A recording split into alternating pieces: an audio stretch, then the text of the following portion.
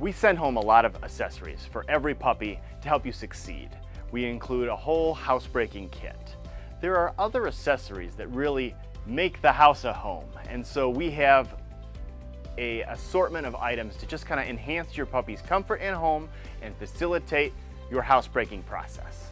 So if we think about the housebreaking process, one of the essential elements is that you either learn your dog's body language when it has to go potty, or you could actually teach your dog how to indicate to you in a consistent way that it needs to go potty. So our recommended mechanism to pull that off is the potty bell.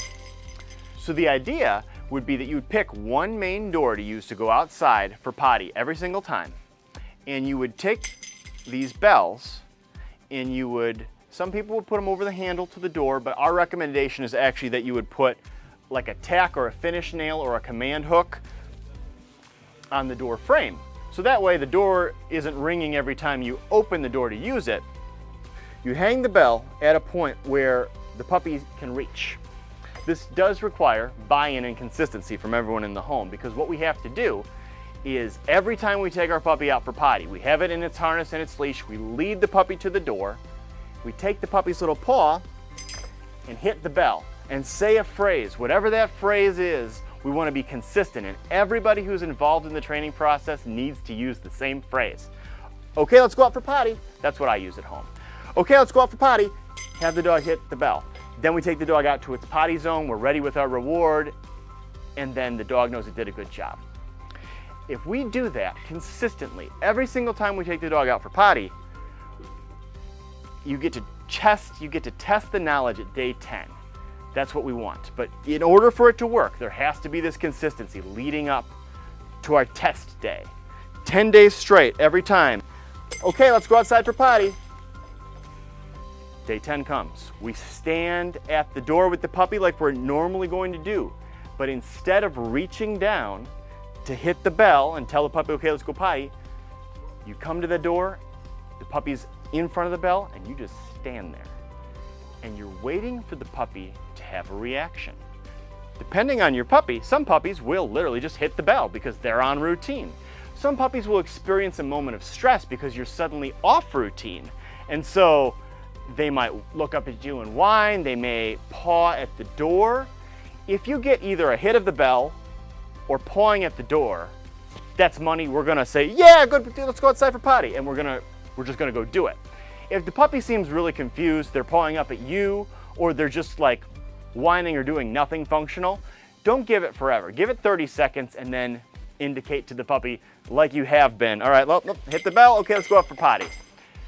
Give it 5 more days of that consistency before you try the test again. But the idea is that as long as you are consistent and the outcome is consistent, that the dog gets to go outside for potty every single time, the dog will learn that, hey, if I ring that bell, I get to go outside for potty. Now the key, once that behavior has been set, is that when the bell rings, you have to get up and take the dog out for potty. So it is a double-edged sword, because some puppies have to potty somewhat frequently, and the bell may ring somewhat frequently. But that's better than mistakes. And ultimately, when you are at home with your puppy does not have to be out the whole time. In fact, it's easier on both you and the puppy if you schedule some crate time in your day, so that way the puppy is not requiring your undivided attention all day long. Like, you need to get some stuff done in your life as well.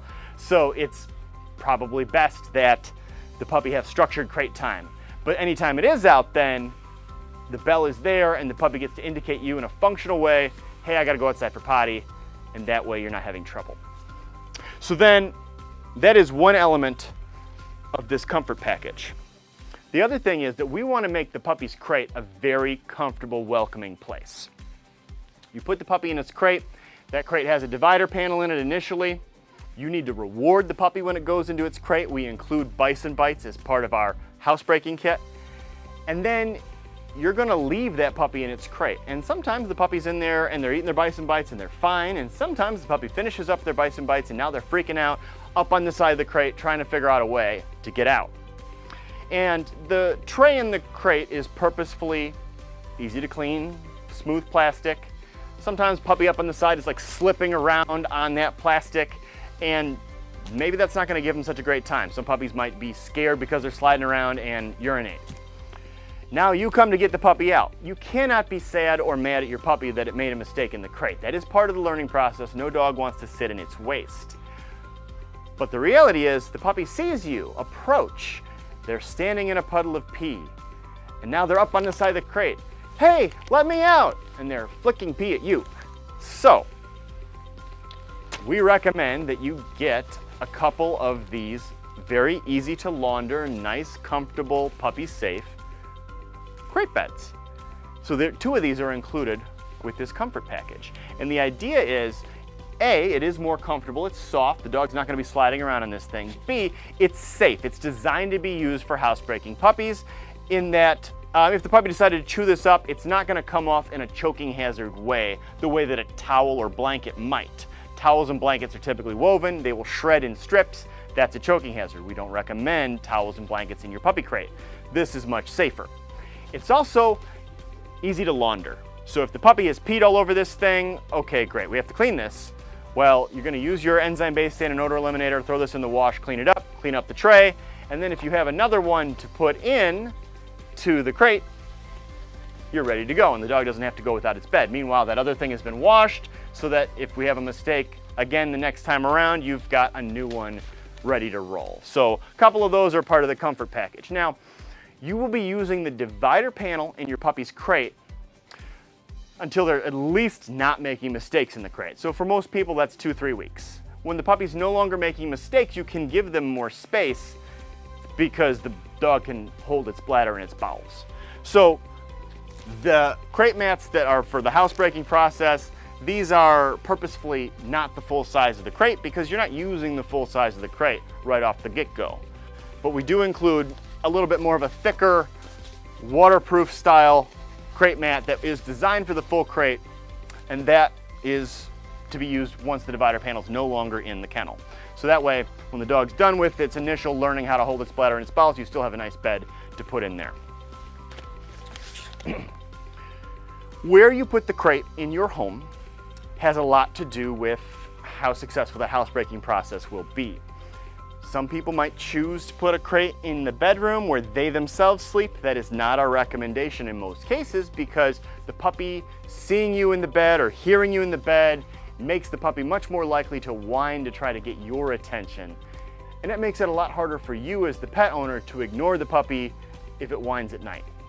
And if you are being convinced by the puppy to take it out overnight for potty opportunities, the puppy is kind of training you, hey, get up at 2 a.m. and take me out. That is not our suggestion. Some people will deal with that and do that, but it's better to teach the puppy to sleep through the night. So putting the puppy in its crate in a main room where the path to outside is a clear shot, that is our typical recommendation for crate placement. Part of the challenge of having the puppy in a main room though is that if the puppy can just see out of its crate, it sees you walking around, going to the laundry room, going to the kitchen, whatever, it's probably gonna notice you and whine. So one of the things that helps make the crate a little bit more secluded, a little bit more enclosed, is a den cover. So the den cover is designed, it's opaque, it's gonna definitely filter out a lot of light, it's gonna cut that dog's visibility to the main room, and it's fitted to the crate. So you could put like a sheet or a blanket over your crate, but what many puppies will do is they will start to tug through the bars on that blanket or that crate, and then ruin those articles of fabric and defeat the whole point of what you're trying to achieve. So a fitted crate cover can't be pulled through the bars and is totally light blocking, so that way the puppy's not noticing you. And so you can have the dog in the living room in its crate and yet not have to go to bed yourself immediately when it's in there because he can't see you when he's in the crate. And it does kind of help indicate to the puppy, it's time to go to sleep. You're in the crate, time to go to bed. So that is the final piece of our puppy comfort package. We have got this priced very competitively where you're getting a significant discount on each piece of this, and it is available both in-store and off of our website. If you have any questions about how any of these items work, please call the store and speak with a pet counselor.